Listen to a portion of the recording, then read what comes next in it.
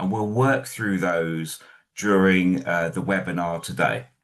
So whether you're a financial professional, a parent, carer, or someone passionate about inclusive planning, this session will equip you with the tools, framework, and stories that matter. So Rhiannon's approach is grounded in lived experiences, and she'll share a little bit more about that during this session.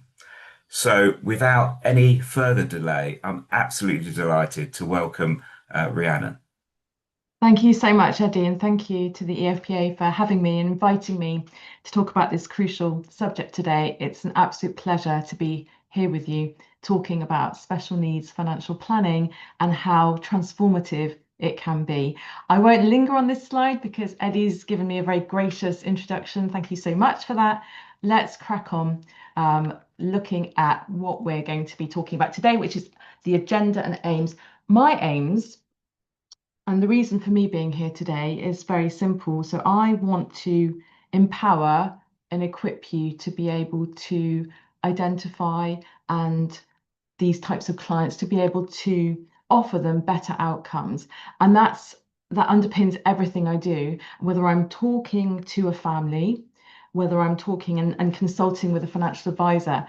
What I want to do is break down what can be incredibly complex subjects in a way that is accessible and in a way that empowers people to be able to have the right advice at the right time. I want to talk to you today about why special needs financial planning matters. I want to look at the unique challenges, and there are unique challenges to this group of families, to these groups or these cohorts that are different to very many other clients. So what are those?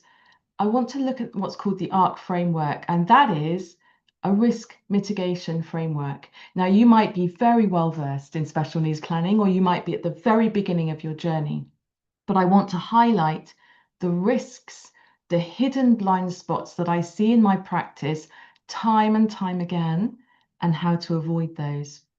I'd like to offer you a planning blueprint.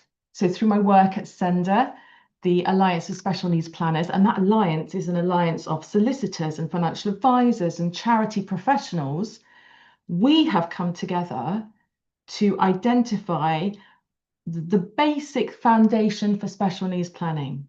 And I'd like to share that with you. And I'd like to look at some best practice in this area. It is a busy presentation with lots of information. The slides will be given out to you, so don't feel like you have to note everything down. I'll be handing out slides, and I will be including as much valuable information as I possibly can within the presentation, information that will, I hope, equip you to serve families like mine better. So special needs planning found me, and I don't want to dwell on me and my story any more than to say that I am a mother of a child with autism. My son is here. He's 15 years old and he has profound autism. And what that means to those that don't know is that he's unable to communicate. He can't understand a question. He has no sense of danger. He's incredibly vulnerable in many respects. But I had no idea 10 years ago when I first started looking at my own financial affairs, I had no idea that I should be doing things differently within my financial planning because my son had autism and he was vulnerable. And if you'd have asked me back then, I would have said, well, you know, there's nothing new that needs to be done. I can carry on doing the same type of financial planning that I've always done. There aren't really any unique financial challenges. Well, I certainly wasn't aware. I couldn't quite put my finger on them. And I thought, well, my son he has special needs, but this cohort of clients is really small. So there's probably no need for specialist advice. And when my son was diagnosed with autism when he was 3, I started feeling very nervous for his future. And it became, and it still is, one of the major worries in my life about what happens to him when I'm no longer here. And 10 years ago, I had no idea that financial planning could address what had become this all-consuming concern of mine about how my son would be provided for and protected when I was no longer here. And I went along to a meeting in 2016. It was a networking meeting. It's that building down at the bottom of your slide there. And it was nothing to do with special needs planning. I was a chartered financial planner at the time. I was the mother of a disabled young man that had been recently diagnosed, and I sat in a network meeting and I heard phrases like disabled persons trust, and I heard a story of somebody who couldn't receive their inheritance because they didn't have mental capacity. And I wondered what on earth I was listening to. I hadn't read that in any manual that I'd studied financial planning wise. I hadn't really understood what a disabled person's trust was. And can you imagine if that is me as a chartered financial planner with a disabled son, not understanding really why she needs to do anything different? How on earth would a parent know if a professional didn't at that point? And so I made it my mission when I first set up my firm. I made it my mission to start with my own family, and I put together a special needs plan for my son. And as I was looking at my own affairs, it dawned on me that everything I had done until then would only cause him financial harm. And I thought, right, I've come across something. I'm going to document my special needs plan, and I'm going to start telling other parents about it. And that's the second picture. And I still tell other parents about it to this day. I do seminars, probably around one seminar every couple of weeks now, with families worried about their young person, and I share how to plan for the future. That quickly turned into a want from professionals who wanted to know what I was doing. I started being mentioned in the press. The picture of my son was me and my son. I won an award and I was in this newspaper, and financial planners started contacting me to say, what are you doing? How does it work? Tell me what you're doing and what I need to know. And so then, third picture, I started communicating my pathway with professionals. And then lastly, I've written a book, Planning with Love. It's available. You can go and have a look at it if you want to, which has become a bestseller in personal financial planning. So I know parents want to know this message. In fact, I say parents, but financial planners have bought the book and told me how informative it has been. There is a need for this message. It found me. It has become a national movement within the United Kingdom. I've been featured in newspapers, and I'm so excited to share the tenets of financial planning for those with special needs with you today. I truly believe it will become, if it isn't already, a global movement, special needs financial planning, because it is needed. It is the numbers of those with disabilities, I believe is staggering, and I'll share those with you in a second. But when I first started learning about special needs planning, I had no idea that there was a college devoted to special needs planning in the US, that there were qualifications you could take and study how to become a special needs planner in the US. And there were special savings accounts set up for those with disabilities, so ABLE accounts and special needs trusts. In Europe, there are specialist wills and arrangements. For example, in Germany, there's a specialist disability will, to the best of my knowledge. And in France, there are special allowances allowing for a larger inheritance to be passed on to someone with disability, again, to the best of my knowledge. So the mechanics and the framework for this really already exist. I've even had messages from advisors in Australia who have bought the book, or they might have read something about me online and have told me that what I'm doing resonates with them. So I'm very excited to welcome you into this global movement. I believe it will be a movement that will grow, and I strongly believe that soon there will be a recognised pathway for special needs planning. There certainly needs to be one. So let's take a step back and let's look at why this matters. So why am I here talking to you today? Well, number one, the numbers are staggering. I thought 10 years ago this was a niche thing that I was looking at, that not many people would be interested. Sure, it impacts my son, but how many children out there are like my son? Well, it turns out 10% of children worldwide have moderate to severe disabilities. 1 in 4 EU adults live with a disability. and 5% of EU families live with at least one disabled child. I find the numbers staggering. What is the impact of that? What does that mean for you and I? Well, it means that I would imagine you're already dealing with clients that might need specialist advice. If you look after families, you might be looking after families with disabled children. And if you look after adults, which I'm guessing you do, then potentially 1 in 4 of those might have a disability. So it is not a niche cohort. And secondly, the shared challenges which I have been able to identify in my work are specific to this group, which makes it quite straightforward for a financial advisor, and they are repeated. So if I'm reading a book about special needs planning in the US, I'm reading about the same core underlying issues, the same core challenges that are prevalent here. The numbers are very similar. The challenges are similar.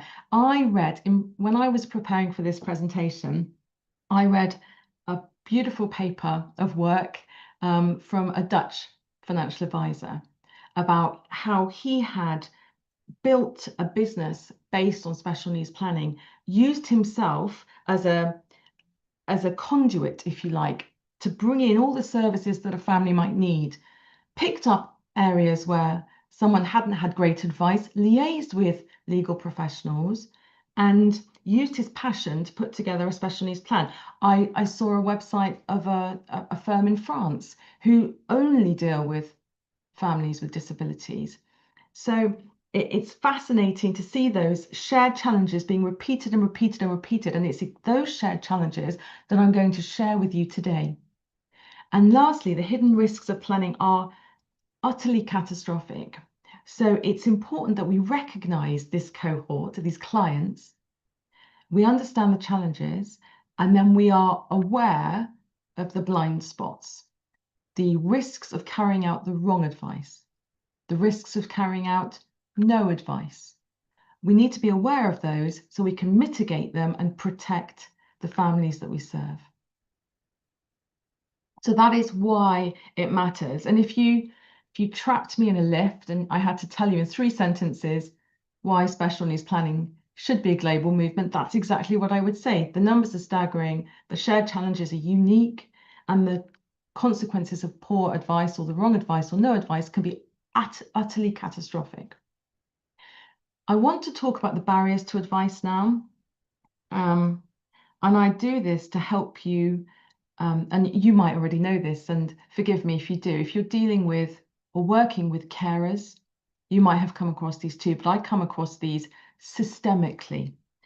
And that is that carers like me often experience a fragmentation of services and information. What does that mean? Well, it means that you find yourself having to talk to different agencies and pull together different professionals, and one professional doesn't know what the other one's talking about or doesn't know their speciality. And a perfect example of this was yesterday when I was asked by a professional at a local authority in England to come and talk to parents, to put together a talk for parents whose young people with learning disabilities were entering internships, supported internships, meaning they'd been sponsored to try and move them into employment, to help them gain employment. And the worker wanted me to talk to the parents from a financial perspective about financial planning that might be of interest to them and through their life. And so how to set them up financially for life, what would their parents look at? And so my question to her was, okay, so apart from the supported internships, what does the path look like for these young people with complex learning disabilities? Where are they likely to live? Are they likely to be independent? And her answer was, she said, I have no idea. I know about the supported internships. I don't know about any other part of the equation. I don't know about finances. I certainly don't know about what their life path looks like. And that's what it's like being a parent. You talk to one professional about something, and then you have to collate all the information. There's no joined up approach. There's a lack of understanding, I think. The amount of times as a financial planner that clients will say to me, oh, thank goodness you get it. Oh, she gets it. Oh, and I was joking with my co-founder, and I know my co-founder is on today for SENDA. And we almost feel like we have to have like a doormat in our new office that says, we get it. We really do get it, because there is a lack of just grasping the unique challenges. And so it's really important what we're talking about today to counter that. Isolation amongst carers, you will know as well as I do, you might not, but I can tell you that being a carer can be very isolating. You tend to become very self-sufficient and try to organize things yourself because, well, I can't take my son out to places. For starters, I would struggle to take him to see other professionals. Just getting him out of the house can be a real challenge, and it can be very distressing for him. So we've become this sort of self-sufficient, isolated unit, and that's not uncommon. And I've also noticed and feel sometimes there is a distrust of public services because carers might have been let down in the past. Now, this is not to dissuade you, quite the opposite. I want you to know that once you can become this family's trusted advisor, because of the usual barriers to advice, once you have met those, you gain such loyal clients, and clients that are willing to advocate for you so much because they've met someone that gets it. And I really believe that a financial advisor can sit as that conduit between charitable organisations, so I can refer them to charitable organisations if they need help. I can bring in legal and professional services. I can help them access state benefits, which is a minefield in itself. But I've got signposts that I've built up over years and calculators. I can help people access state benefits. So I become the conduit and their trusted advisor, and I cannot tell you how meaningful and fulfilling that is. So we've looked at why this matters, the numbers. We've looked at barriers to advice. Let's look now at the unique financial challenges. And this came from some work we did at SENDA. So we had charity, legal, financial advisors all coming together to think, right, what challenges are we actually meeting with this advice? And I wish someone had given me this 10 years ago, because I knew I was doing something different, but I didn't quite know what it was that I was trying to solve, if you like, for a client. And there are 5 key areas. The first one is the concept that money often passes down the generations. I want to provide for my son. His grandparents want to provide for him. And often that happens automatically. So if I died tomorrow and I didn't have the right estate plan in place, automatically my son, generally speaking, would in some way benefit from my passing, but whether that's a benefit or not, we'll discuss, money would land with him. So that is often automatic, not always, but often. So the key tenet of that for a special needs planner is we're working out how can the estate be accessed safely without impacting care, benefits, and support? How can we make sure that money lands with that person or doesn't? It is protected in some protection so that it can be accessible, safe for them, and without impact to their care, benefits, or support. That is tenet number 1. Secondly, we want to deal with this concept or recognize this concept that it's likely that my son will outlive me. And as his primary carer, that terrifies me because he is dependent on me. And anybody that's been a carer would understand that if you have someone that's dependent on you, my son can't talk, so I'm his voice and I'm his advocate and I fight for things for him. What would happen if I wasn't there? So because he's going to outlive me, that gives me a unique challenge as to, well, who's going to support him and how are they going to be funded? And I want that, so therefore, to be thinking as a financial planner about who that team is, who's going to be looking after him, how am I going to involve them in my financial planning discussions, how are we going to fund them, how are we going to protect them, how are we going to support them.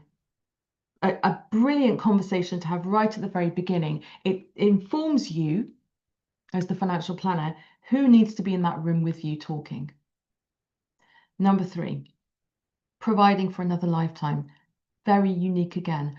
My son, it's likely, will not be able to work. There's a statistic in the United Kingdom that 5% of those with learning disabilities are in any kind of employment at all. 5%. So 95%, of which my son will be one, will not have any kind of employment. So where will his livelihood come from? Will it be provided by the state? Can that be certain? Will it be me and my husband putting in place provision for him? Will we be setting up life insurance plans? I've seen the use of annuities throughout Europe in some respects too. So this gives me a challenge as a parent, because not only do I have to look at all of my financial planning, it's like a buy one, get one free scenario. I have to plan for my son too. I have to maybe hope that the provision that I have will last him when I'm no longer here. Very unique. 4th, resilience. Now, there is a double-edged sword of being a carer from a financial perspective. And the first part of that is that it is very hard to work full-time when you're a carer. Very hard. My son gets up in the night, he turns on all the lights, he wants to use his computer. And as funny as that sounds, it's not funny when you're wanting to get to sleep and you want to work. And it results in the fact that one of us stays at home so that we can get him onto the taxi, off the taxi, look after him at night, and the other has a full-time job. And that's really common. Parents have to give up employment quite frequently to look after a disabled child. So we have that lower earnings. And then the flip side of that is that we have the higher costs of raising a child with disability. So we have a strain on our financial resilience. So how can we, as financial planners, is the question, boost that financial resilience? How can we potentially put in place insurance so that if a parent is sick, they can carry on or they can buy in care? How can we make this family unit as bulletproof as possible so that if they suffer these financial shocks and strains, they can keep on caring? And when the parents themselves go into long-term care, what mechanisms are there to look after the person who needs the care then? And then lastly, it's the transition to adulthood. And if I had to pick out the 2 most challenging areas, it would be this one, the transition to adulthood, and the first one. It's like the bookends of special needs planning. And this is all to do with decision making. So when my son reaches 18, how will he make financial decisions? If he doesn't have mental capacity, who can be a controller or a guardian or a supervisor for him? And how does that happen? Am I prepared for it?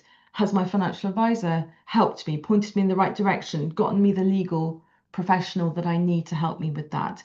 What does my son's savings look like? Are they accessible? Should they be accessible? Should he have access to lots and lots of money when he turns 18, or should that be held with me instead? What does the housing plan for him look like? Is that something I need to start saving when he's 10? And what benefits will he need at 18? And you notice that when I want to point out something really important, that is it not true that in financial planning, the more warning we have about something, the better. The more time we have to plan, the better. And quite often I'm asked, well, why do you talk about children? Why do you talk about the families of disabled children so much and not the families of disabled adults?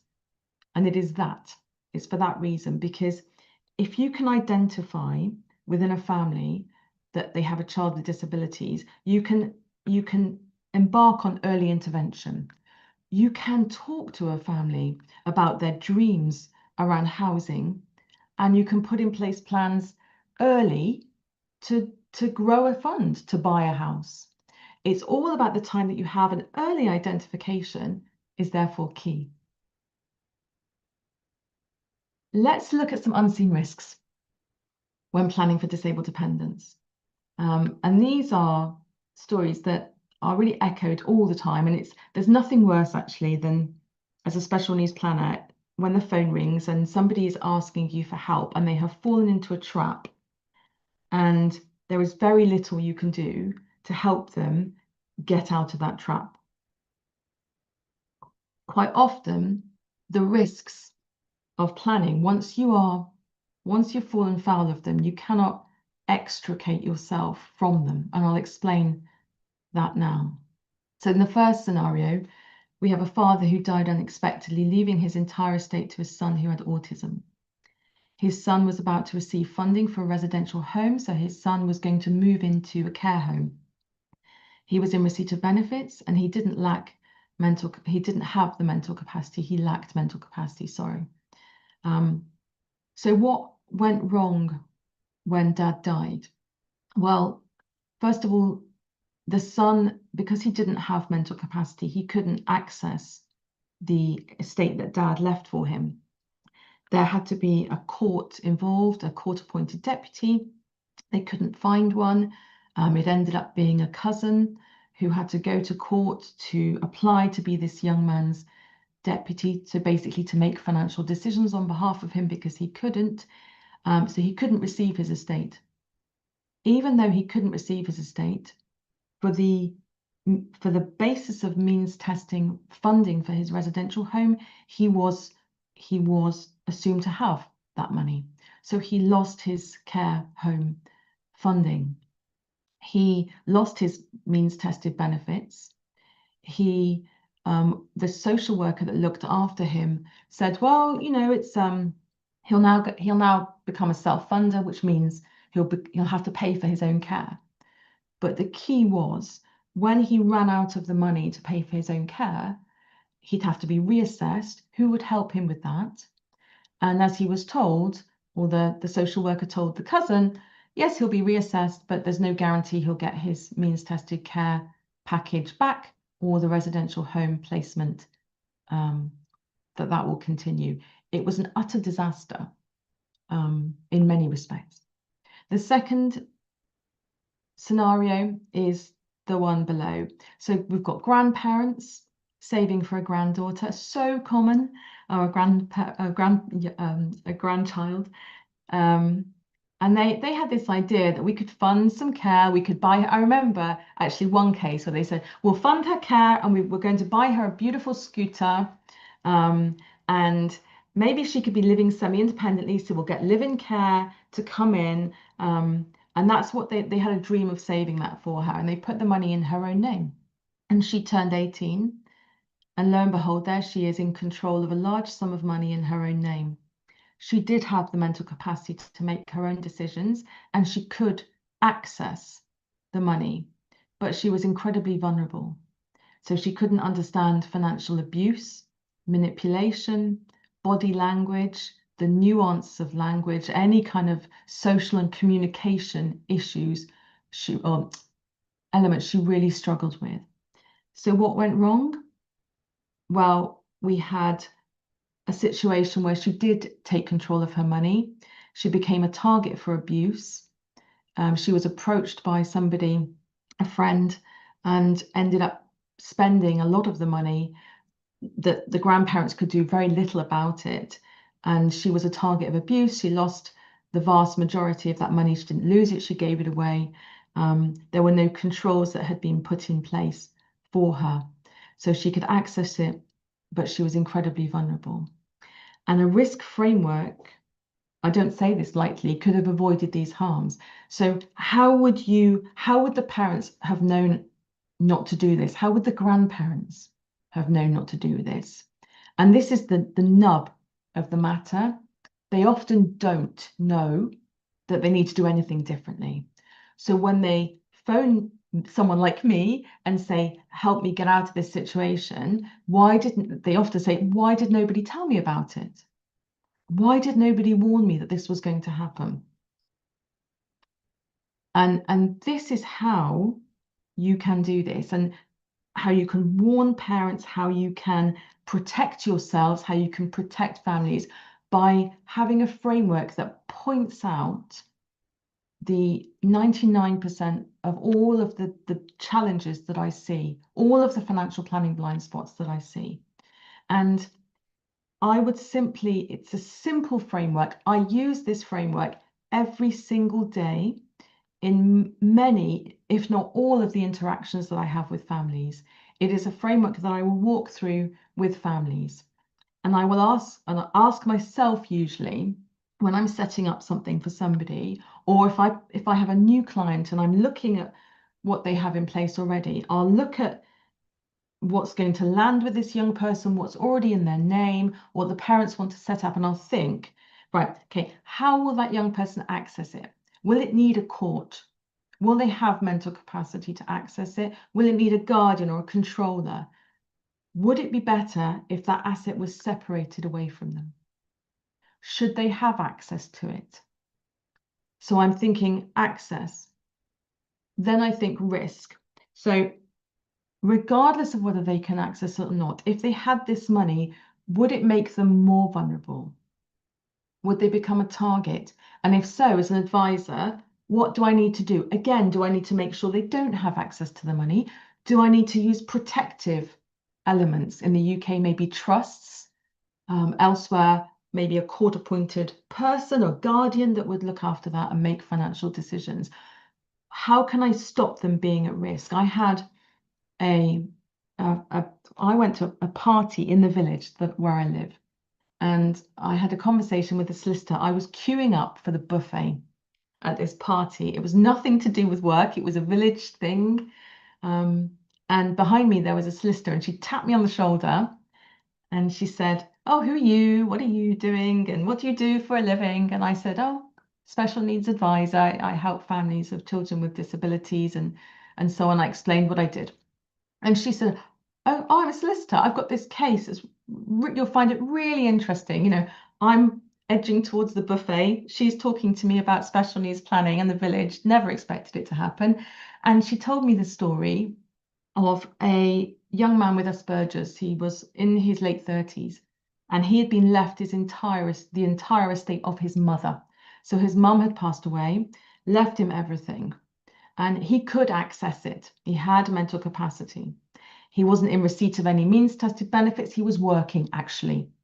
And his challenge was that he was incredibly vulnerable. He couldn't understand when someone was lying to him. So he received the 7-figure estate outright, and he was, just like the previous lady or girl, approached by a family friend. And over the course of months, this family friend managed to steal, effectively, the majority of the money. The first thing they asked for was solar panels for their house. They'd say things like, "Your mum wanted to look after the money for me."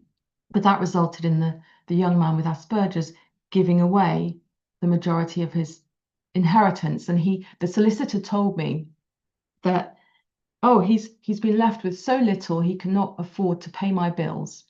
That's how much was given away, was stolen. He had become a target. The money that he had received from his mother had made him more vulnerable. And a framework like this, it may have been, could have stopped that from happening. And the last part of the framework is care and support. So we need to think, will what I'm doing now, the action I'm taking, the plans that are in place, is that going to negatively impact care, support, or benefits? Is it going to leave them worse off? And in which case, what can I do? How can I protect it? How can I separate it? How can I stop those benefits from being impacted? Access, risk, and care. And the last thing I would say about the ARC framework is this. It can be sometimes very difficult to articulate quickly when you have a chance meeting with a client or a phone call about special needs planning. If someone phones me out of the blue and they'll ask me, "Well, why do I need to do anything differently? What is special needs planning all about? Why do I need to do something different?" And I'll use this. So I'll say, "Because if you don't, it is possible that your young person will not be able to access the money you leave them or give them, or their own money. It's likely they'll be vulnerable or at risk with the money in their own control, and it could negatively impact their means-tested care benefits or support. Very succinct, very clear for a parent to understand and therefore need to take action with. So we're going to look a little bit about how that fits into planning in practice, and then we're going to wrap up with a really brief case study. So if we look at the sequence, we would identify the first part on the right side of this slide would be that we're identifying there's someone within the family that has a special need and disability. Do not belittle that. If you're asking those questions, if you're asking about whether anyone in the family would be vulnerable in control of their own money, you are 10 steps ahead, because many advisors who ask me or consult with me often don't do that. They focus on the parents. They don't often ask questions about the child. You would then need to understand the child, and you do that so that you know the type of plan you're putting together, the type of protection you need. And you would ask the questions on the left-hand side of the screen there, asking open questions. Tell me about your child. How does their autism or their vulnerability present? In what ways would they be most vulnerable? These are crucial questions because it informs the plan that you're putting in place. And a great example before we wrap up, I spoke to a family yesterday, and I started off with this sequence, and I said, tell me about your daughter. Tell me all about her. How does her vulnerability present? And her vulnerability presented in the way that the daughter had a language impairment, but it meant that she could speak very fluently, but she couldn't understand what people were saying. So she could understand commands, but she couldn't understand the sort of nuance of what people were saying. And her vulnerability, her parents told me very much, was if she was told by an adult to do something, she thought she had to do it, and she would do it, and she would follow that command. She wouldn't be able to process it, but she would just sort of the reasons behind it, but she would want to do that. She wants to know that she's compliant. She worries about breaking the rules, and she wants to fit in. So the minute the parents told me this, I'm thinking, over here, I'm going to get her a professional trustee. And that means I'm going to find someone within that team who can support her in the future to guard her against that vulnerability and to help her know that she's always doing the right thing. And it's just little things like that that help you put the right plan in place. That, the parents told me, meant more to them than the sort of intricacies of how we're going to structure their life insurance, for example. And it all comes down to understanding the child. I want to know the family and the professionals so that I know who I can bring into my plan. I'm going to identify the unseen risks using my framework, and then I'm going to create a plan using the blueprint. And the last question on this slide is really important. What would the vision be for their best future? This can be such an aspirational field to work in. You can be transformative as a special needs planner. You really can change people's lives. But before I go, I'd just like to paint a picture of what special needs planning looks like in practice. On the left of this slide, you have a dad. And this dad, what he's doing in that picture is he's refurbishing an ambulance because his son here couldn't get any kind of provision after school. So of course, as you do, dad goes and buys an old ambulance, refurbishes it, makes it into a mobile sensory bus for his son and some friends to get some kind of input from after school. That's mum, she's a teacher. This was his grandfather, and this is his brother here. And so when we're looking at special needs planning, we looked at estate planning for the mum, the dad, and the grandfather. We looked at team family roles, which in this case is going to be his brother. So we thought, how can we provide for the brother? Could we set up a life insurance, make sure the brother is the beneficiary of it, so he's got funds to look after his autistic sibling? We looked at provision through life insurances for the parents, boosting the savings of mum and dad and increasing their financial resilience, and then decision-making, a deputyship court order for the son with the brother as a replacement. And very recently, we arranged the purchase of a bungalow, a house, a single-story house. We call this a bungalow in the UK, and for Henry, and arranged living care. But that was because mum and dad had put in place a savings plan. We identified early that that's what they wanted to do. That was their dream for their son. And he moved into his own house. Grandfather has since passed away, but we were able to put in place a specialist will for him that meant that he passed down an inheritance safely, which was actually used to refurbish the bungalow too. Thank you so much for your time today. If you'd like to know more about SENDA, please look at the website senda.org.uk. There's a link to it right there. And please follow us on LinkedIn. I'd love to know your thoughts. What resonated with you from today? What struck a chord from today? And something hit me in that first presentation, and I wonder whether something hit you from today's presentation too. If you want to become a member of SENDA, look us up on LinkedIn. We have an amazing podcast. That's me there with my arms folded and my co-founder saying because special needs planning is a thing. Go and listen to the podcast. Thank you so much for your time. Thank you in advance for any questions I look forward to answering. Thank you for the invitation to talk to you today. Brilliant. Thank you so much, Rhiannon. And I'm sure, just like when I saw you speak for the first time, I'm sure you've sort of stimulated lots of questions in the audience's mind.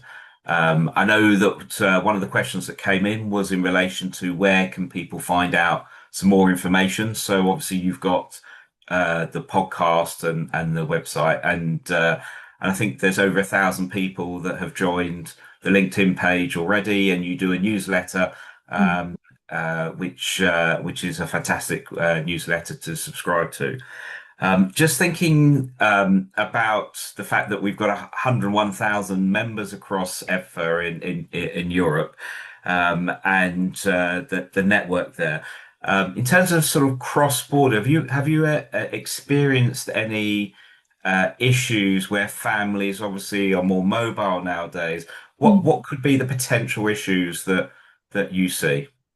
Well, I have a family that springs to mind immediately, who is UK based, but their trustees are based in Spain. And so their son is dual nationality, and who the family in the UK want to act on the son's behalf if they're no longer here is Spanish and based in Spain.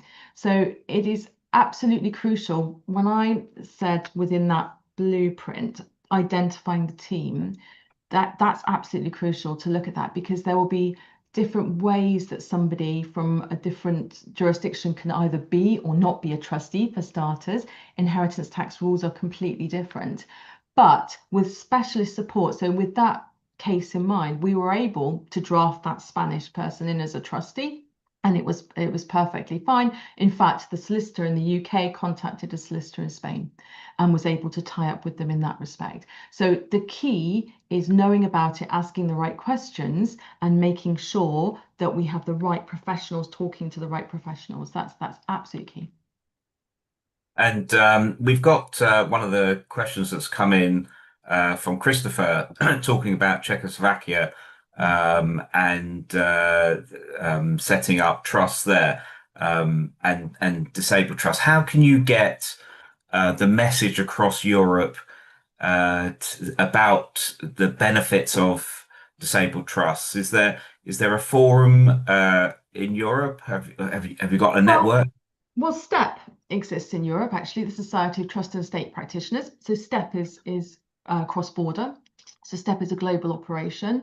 So I would look at STEP members, and I would, like I said with the fragmentation point, I think it's all about liaising with the right professionals and building up your own planning network. So in your shoes, Christopher, what I would be doing is I would be liaising with specialist solicitors. So I'd be finding specialist solicitors in my area, liaising with them, finding specialist charities, specialist parent groups, and just bringing together my own support and advice network, and organizing that for my client and becoming their trusted conduit.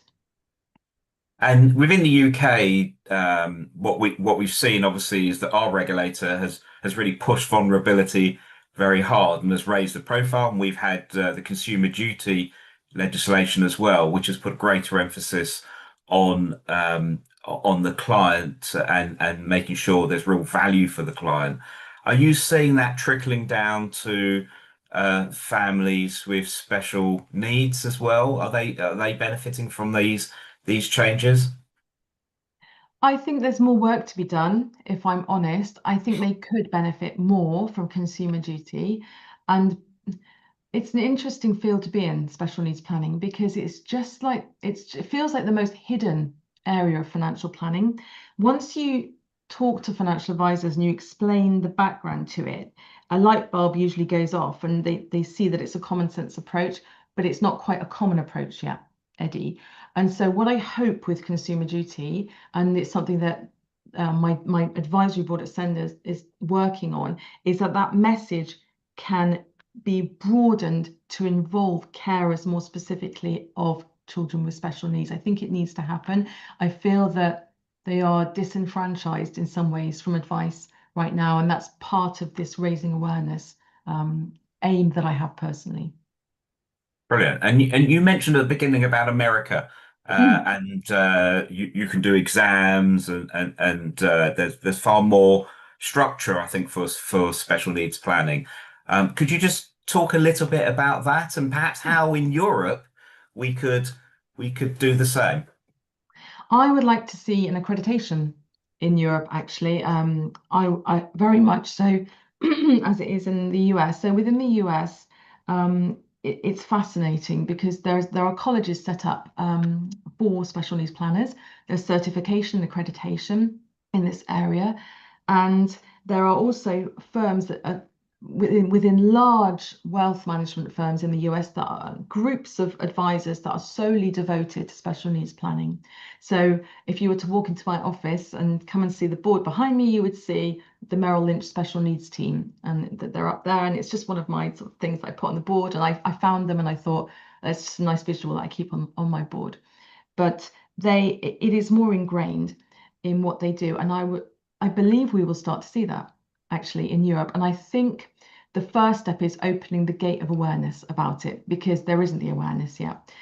There really isn't. But once that awareness grows, I truly believe there will be a movement and accreditation and a pathway that will only benefit financial advisors and, of course, these families. I think there's so much to learn from the US. And listen, this is important to say, just because the US does it doesn't mean we have to do it. Well, of course not. But if you look at that and say, right, well, the numbers are roughly the same, the challenges are roughly the same, why would we not want to do that too, to create a pathway that serves those needs too? Yeah, I think that's a really good point. And just could you talk a little bit about Sender? Because Sender's um, quite special in that you've brought together a group of professionals and including charities as well. Mm. Could you talk a little bit about that, and then perhaps think about how that could be broadened out across Europe as well? I'm sure we can, work towards having a network across Europe because clients are mobile as well. 100%. No, I would encourage anyone on this call to come along to our Sender website or the LinkedIn page and have a look at what we do. What Sender is it is special needs planning is not an individual sport, it is a team sport. So it is done best, and I wrote about this a lot in the book, because it's not just about the financial advisor, it is about the financial planner, the legal planners, the charity work, all of these professions coming together to put this holistic plan in place. And it is best when it is done like that. You cannot do this in a silo. You have to work together. And you know what, I thought I have to launch something where we can all come together and share ideas. And I didn't know, is the honest answer, if it would be popular when I first launched it back a year ago.